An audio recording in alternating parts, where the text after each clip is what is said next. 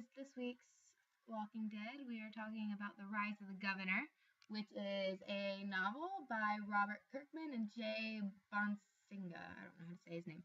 Anyway, so essentially what is happening here is you have the rise of the villain in the TV series known as the Governor. Well, it turns out he didn't quite start like that.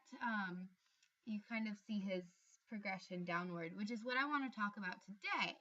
I wanted to talk about his deterioration of humanity and how that kind of relates back to the zombies who are also deteriorating humanity.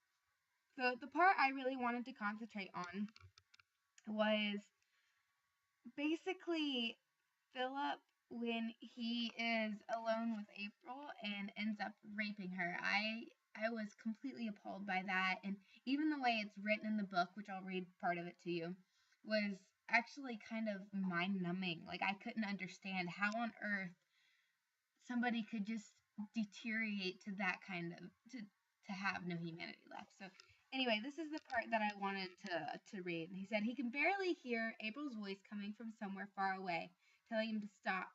Wait, hold on, listen, this is too much. I'm not ready for this. Please, stop right now, stop.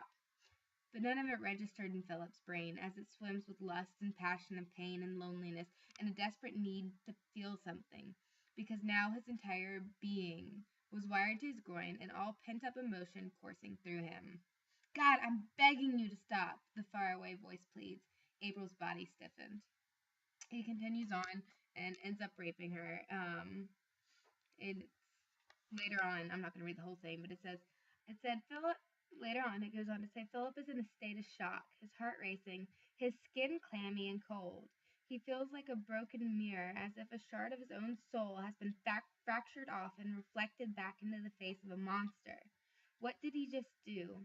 He knows he did something wrong, but it almost feels like somebody else did it. And I wanted to kind of compare that part to how the zombies are treating people and how he's kind of ultimately treating people. You see him rape her, he loses all of his humanity and becomes this monster. Well, I had a hard time seeing a big difference between that and the zombies who are walking around and essentially they're raping people of their life. They're stealing everything from them. And he literally just does that to a girl, and he is supposed to be, this leader, this caretaker, and obviously soon to be villain.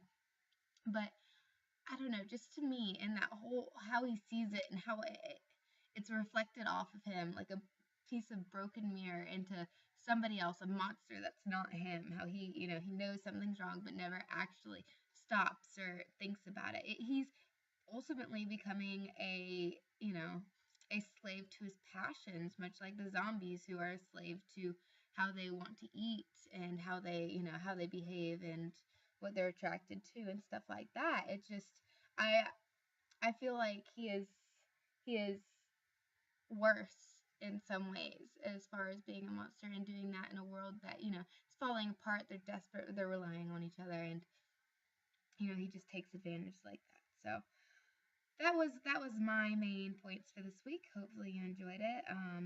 Yeah, I got really upset by that. So hopefully next week, it gets better. It doesn't, because the governor lives, but I wouldn't mind to see him die.